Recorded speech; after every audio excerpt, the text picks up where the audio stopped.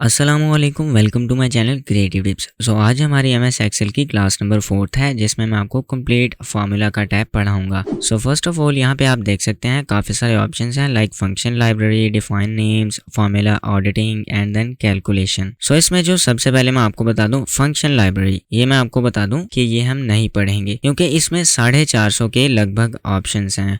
वो अगर मैं इस वीडियो में पढ़ाना स्टार्ट करूँ तो यहाँ पे 3-4 घंटे चाहिए होंगे। इसीलिए अगर किसी को भी एक पर्टिकुलर फंक्शन पढ़ना है तो आप कमेंट में मुझे बताएं, मैं उसके लिए एक पर्टिकुलर वीडियो बना दूंगा। इसमें मैं आपको सिंपल ये ऑटोसम के बारे में बता दूं, ये आपने पहले होम टैब में पढ़ा है, और इंसर्ट फंक्शन ये मैं आपको बता दूंगा। इसके बाद मैं सबसे पहले बात करूंगा डिफाइन नेम्स, उसके बाद हम formula auditing and then calculation पढ़ेंगे। सबसे पहले मैं डिफाइंड नेम्स के बारे में बात करता हूँ। अगर मैं यहाँ पे आपको एग्जाम्पल के तौर पर सबसे पहले यहाँ पे फॉर्मूला टाइप करके दिखाता हूँ और ये वाली रेंज सेलेक्ट करता हूँ। अब आप यहाँ पे देखें कि ये वाली जो रेंज का नाम है वो है D2:D5।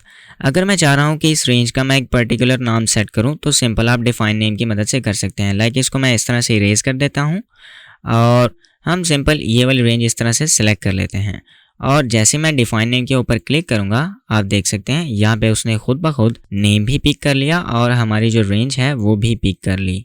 रेंज मैं इतनी नहीं इतनी रखूँगा एंड देन ओके। जैसे ही मैं ओके करूँगा अब यहाँ पे आते हैं और यहाँ पे मैं एक फॉर्मूला लिखता हूँ सम का, और यहाँ पे जो हमने डिफाइन नेम किया था, ठीक है, जो हमने एक पर्टिकुलर नेम को डिफाइन किया था, लाइक ये मैथ का नेम हमने डिफाइन किया था, तो इधर मैं जैसे ही मैथ लिखूंगा आप देख सकते हैं ये वाली मेरी रेंज सेलेक्ट हो चुकी है। मैं इसे सिंपली अब दोबारा इरेज करता हूँ। अब हम आ जाते हैं नेम मैनेजर के ऊपर। मैं आपको नेम मैनेजर के ऊपर क्लिक करके दिखाता हूँ। यहाँ पे अभी मैंने एक ही नेम डिफाइन किया है, इसलिए सिर्फ एक ही नेम आ रहा है। अगर मैं एक और नया नेम डिफाइन करना चाह रहा हूँ तो सिंपल आप न्यू के बटन पे क्लिक करें और यहाँ पे आपके पास न्यू नेम का पैनल वो ओपन हो जाएगा। सिंपल अब यहाँ पे मैं ये वाली रेंज का अपना नेम डिफाइन करना चाह रहा हूँ तो सिंपल यहाँ पे मैं नेम लिखूंगा उर्दू, और यहाँ पे जो रेंज है वो मैं सेलेक्ट कर लेता हूँ ये वाली एंड देन ओके। यहाँ पे आपका ये भी नेम डिफाइन हो जाएगा। अगर यहाँ पे कोई भी नेम है उसे आप एडिट करना चाह रहे हैं तो सिंपल आप एडिट के ऊपर क्लिक करें। अगर आपने एडिट करना है तो आप कर लें, मुझे फ़िलहाल एडिट नहीं करना। इसके बाद अगर आप किसी भी रेंज को डिलीट करना चाह रहे हैं या किसी भी डिफाइन नेम को डिलीट करना चाह रहे हैं तो सिंपल उसे सिलेक्ट करें और जैसे ही डिलीट के बटन के ऊपर क्लिक करेंगे ये आपसे पूछेगा आप वाकई डिलीट करना चाह रहे हैं एंड देन ओके।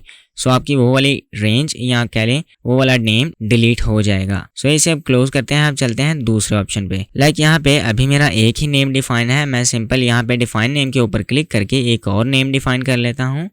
लाइक यहाँ पे हम लिख लेते हैं इंग्लिश और यहाँ पे मैं उसकी लोकेशन डाल देता हूँ ये वाली। मैं इसे ओके करके ऐड कर लेता हूँ और अब हम नीचे आ जाते हैं यहाँ पे। अब मैं यहाँ पे सिंपल कोई भी फॉर्मूला लाइक सम का फॉर्मूला लिख लेता हूँ और यूज़ इन फार्मूला यहाँ पे आप क्लिक करेंगे तो आप देख सकते हैं आपने जो भी नेम्स डिफाइन किए होंगे वो यहाँ पे आएंगे। लाइक अगर आप इंग्लिश का सम निकालना चाह रहे हैं तो इंग्लिश के ऊपर क्लिक करें, अगर मैथ का निकालना चाह रहे हैं तो मैथ के ऊपर क्लिक करें। अभी के लिए मैं मैथ के ऊपर क्लिक करता हूँ एंड देन जैसे ही आप एंटर करेंगे यहाँ पे आपका मैथ वाली रेंज का सम निकल करके आ जाएगा। अब आ जाते हैं क्रिएट फ्रॉम सिलेक्शन वाले ऑप्शन पे। लाइक यहाँ पे आप देख सकते हैं मैं नेम मैनेजर में जा करके पहले सारे जो नेम हैं उन्हें डिलीट कर देता हूँ और इसे क्लोज करता हूँ। अब मैं क्या करूँगा कि ये जो सारी मेरी रेंज है इसको मैं सेलेक्ट कर लेता हूँ इस तरह से। अब इसके ऊपर क्रिएट फ्रॉम सिलेक्शन के ऊपर क्लिक करेंगे। लाइक क्रिएट फ्रॉम सिलेक्शन कैसे काम करता है, एग्जांपल के तौर पर ये देखें आप, ये मैंने टेबल सेलेक्ट कर रखा है यहाँ पे। अब ये क्या करेगा कि ये इस सिलेक्शन से हमारे नेम्स को डिफाइन करेगा। अब सिंपल मैं इसके ऊपर क्लिक करता हूँ और वो मुझसे पूछ रहा है कि आप टॉप रो के अकॉर्डिंगली जो हैं वो नेम्स डिफाइन करना चाह रहे हैं या लेफ्ट कॉलम के अकॉर्डिंगली नेम्स को डिफाइन करना चाह रहे हैं। तो सिंपल मैं इसे अनचेक करता हूँ और इसे चेक ही रहने देता हूँ। जैसे मैं ओके करूंगा यहाँ पे हुआ तो कुछ नहीं, लेकिन जब आप नेम मैनेजर में जाएंगे तो आप देख सकते हैं यहाँ पे हमारे पास सारे जो नेम्स हैं कॉलम वाइज जो हमारे नेम्स थे टॉप रोज के नेम्स वो यहाँ पे डिफाइन हो चुके हैं। आई होप आपको डिफाइंड नेम्स के बारे में पता चल चुका होगा। अब मैं सिंपल इनको डेल कर देता हूँ इस तरह से। और इसे क्लोज कर देता हूं। अब हम चलते हैं आगे फॉर्मूला ऑडिटिंग के ऊपर। अब सबसे पहले इसमें ऑप्शन है ट्रेस प्रेसिडेंट्स। ट्रेस प्रेसिडेंट्स क्या करता है, लाइक ये देखें, ये वाला मेरा सेल है, इसके ऊपर एक सम का फॉर्मूला अप्लाई हुआ है। लाइक ये सेल इन तीनों सेल्स का मजमुआ है। लाइक यहाँ पे मैं ये चाह रहा हूँ कि ये वाला जो मेरा सेल है जिसके ऊपर फॉर्मूला अप्लाई है, ये कितने और सेल्स पे डिपेंड है। सो ये वाला सेल मैं सिलेक्ट रखूंगा और जैसे मैं ट्रेस प्रेसिडेंट्स के ऊपर क्लिक करूंगा, आप देख सकते हैं यहाँ पे एक एरो आ चुका है, यानी कि ये तीनों सेल्स, एक ये सेल, एक ये सेल, एक ये सेल, तीनों मिलकर के एक ये सेल बना, क्योंकि इसमें मैंने सम का फॉर्मूला अप्लाई किया है। सो अगर मैं इसको दोबारा इस तरह से डेल करने की कोशिश करूंगा तो ये डेल नहीं होगा। इसके नीचे आ जाता है रिमूव एरो। इसके ऊपर अगर आप क्लिक करेंगे तो आपका यहाँ से एरो रिमूव हो जाएगा। अब ये है ट्रेस डिपेंडेंट्स। ट्रेस डिपेंडेंट्स क्या है कि लाइक ये सेल किस फॉर्मूले पे डिपेंड करता है। यहाँ पे हमने पढ़ा ट्रेस प्रेसिडेंट्स में कि जो फॉर्मूला है वो किन सेल्स पे डिफाइन करता है, और ट्रेस डिपेंडेंट्स में हम पढ़ेंगे कि कौन कौन से सेल किस फॉर्मूला पे डिपेंड करते हैं। लाइक ये वाला सेल मैं सिलेक्ट कर लेता हूँ और जैसे मैं ट्रेस डिपेंडेंट्स के ऊपर क्लिक करूंगा, आप देख सकते हैं वहां से यहाँ तक एरो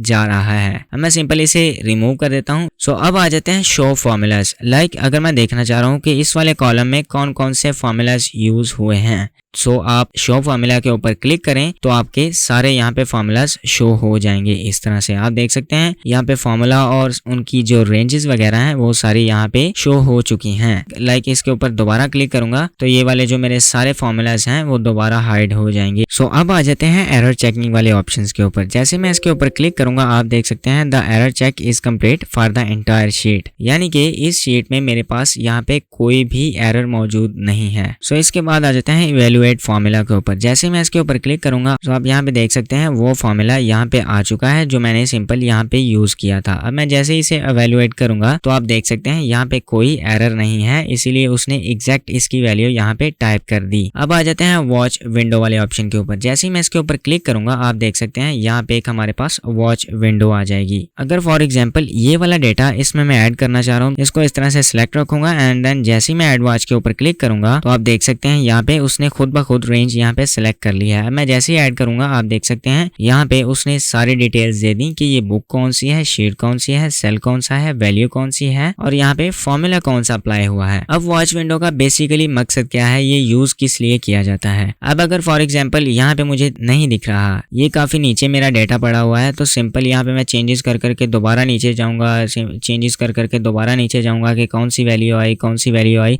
तो सिंपल हम यहाँ से भी देख सकते हैं। अब अगर यहाँ पे मैं फॉर एग्जाम्पल के तौर पर 70 टाइप करता हूँ और जैसे ही मैं एंटर करूंगा, आप देख सकते हैं यहाँ पे भी 189 चेंज हो चुका है और यहाँ पे भी 189 चेंज हो चुका है। सो यहाँ पे काफी आपकी जो प्रॉब्लम है वो हल हो जाती है। अब अगर आप इसको क्रॉस करना चाह रहे हैं तो सिंपल इसके ऊपर क्लिक करें, आपकी वॉच विंडो चली जाएगी। अब आ जाते हैं कैलकुलेशन ऑप्शंस के ऊपर। लाइक ये देखें, इन सबको मैं डिलीट कर देता हूँ और यहाँ पे मेरा एक फॉर्मूला अप्लाई हुआ है। अब अगर ऐसे मैं यहाँ से पकड़ के नीचे की तरफ ड्रैग करूँ तो आप देख सकते हैं ये ऑटोमेटिकली इसने सारा फॉर्मूला नीचे की तरफ भी कॉपी कर दिया। अब यहाँ पे जो मैं इसे कंट्रोल जी करता हूँ, कैलकुलेशन ऑप्शंस में अगर हम चले जाएं तो ये है ऑटोमेटिक के ऊपर चेक, यानी कि एक्सेल हमारा अभी ऑटोमेटिकली काम कर रहा है। अगर इसे मैं जाकर के मैनुअल के ऊपर क्लिक करूं तो अब अगर इसे मैं ड्रैग करके नीचे करता हूं तो यही वैल्यू मेरी नीचे कॉपी होगी। सो आई होप इस चीज के बारे में आपको पता चल चुका होगा। अब अगर इसे मैं कैलकुलेट करना चाह रहा हूं कि मेरे ये सेल्स दोबारा कैलकुलेट हो जाएं, तो आप सिंपल कैलकुलेट नाउ के ऊपर क्लिक करें तो आपके सारे जो सेल्स हैं वो कैलकुलेट हो जाएंगे। अब ये जो दूसरा ऑप्शन है इसमें automatic except for data tables, like यहाँ पे मैं दूसरी शीट में आ जाता हूँ। सो यहाँ पे अभी के लिए मैं 1 लिख लेता हूँ और यहाँ पे हम लिख लेते हैं फिर से 1 लिखने के बाद नीचे मैं यहाँ पे एक फॉर्मूला अप्लाई करता हूँ, इज इक्वल टू ये वाली रेंज मल्टीप्लाई बाय ये वाली रेंज एंड देन एंटर। अभी के लिए आप डेटा टेबल का कॉन्सेप्ट देखें, नेक्स्ट डेटा टेबल की क्लास में हम कंप्लीट डेटा टेबल के बारे में पढ़ेंगे। सो यहाँ पे मैं 2 लिख लेता हूँ और नीचे 3 लिख लेते हैं और अब इन दोनों को पकड़ के सिंपल नीचे 10 तक काउंटिंग लिख लेते हैं और यहाँ पे मैं चाह रहा हूँ 4, 6 और सिंपल यहाँ पे 8 लिख लेते हैं। अब ये सारी रेंज को इस तरह से मैं सेलेक्ट रखूंगा और सिलेक्ट रखने के बाद हम चले जाते हैं व्हाट इफ एनालिसिस में और यहाँ पे जाकर के डाटा टेबल के ऊपर आप क्लिक करें। यहाँ पे डाटा टेबल का एक पैनल ओपन हो चुका है। अब रो इनपुट सेल में मैं ये वाली वैल्यू दे देता हूँ और कॉलम इनपुट सेल में मैं ये वाली वैल्यू दे देता हूँ एंड देन ओके। सो जैसे ही आप ओके करेंगे यहाँ पे आपके पास सारी वैल्यूज के टेबल आ जाएंगे। सो अब मैं शीट 2 में चलता हूँ और यहाँ पर आकर के दोबारा फॉर्मूला टैब में चले जाते हैं और यहाँ पर मैं कर देता हूँ automatic except for data tables. अब सिंपल शीट 1 में आकर के अगर यहाँ पे मैं चाह रहा हूँ कि मुझे चाहिए 5 का टेबल, 5 यहाँ पे टाइप करके जैसे ही मैं एंटर करूंगा तो आप देख सकते हैं यहाँ पे कोई वैल्यू चेंज नहीं हुई। यानी अब आपको पता चल चुका होगा अगर आप यहाँ पे सेट करते हैं automatic except for data tables, so data tables के अलावा हर जगह ऑटोमेटिकली काम होगा। अब आप यहाँ पे देखें मैंने 5 लिखा लेकिन इस डेटा टेबल ने मुझे 5 नहीं दिया। अब मैं अगर यहाँ से जाकर के चेंज करूँ, ऑटोमेटिक के ऊपर क्लिक करूँ और अब आप देख सकते हैं यहाँ पे मेरा टेबल चेंज हो चुका है। सो अब शीट 2 पे दोबारा आ जाते हैं और इधर आकर के मैं ये वाली वैल्यूज को सिंपल ये बल्कि 3 ये वाली वैल्यूज को डेल करता हूँ और इसके ऊपर क्लिक करके अब मैं दोबारा इसे मैनुअल पे सिलेक्ट करता हूँ। मैनुअल पे सिलेक्ट करने के बाद हम सिंपल यहाँ से इस तरह ड्रैग करेंगे और आप देख सकते हैं यहाँ पे बिल्कुल यही वाली वैल्यूज नीचे कॉपी हो जाएंगी। अब अगर आप कैलकुलेट नाउ के ऊपर क्लिक करें या कैलकुलेट शीट के ऊपर क्लिक करें, ये दोनों एक ही काम करेंगे। जैसे मैं कैलकुलेट शीट के ऊपर क्लिक करूंगा तो ये कैलकुलेट कर देगा। अब दोबारा मैं कैलकुलेट शीट के बारे में आपको बता देता हूँ। अब सिंपल इसे ड्रैग करके नीचे ले आते हैं और अब अगर मैं कैलकुलेट शीट के ऊपर क्लिक करूंगा तो फिर भी हमारे पास कैलकुलेट नाउ वाला ही काम होगा। अगर मैं यहाँ पे आऊँ तो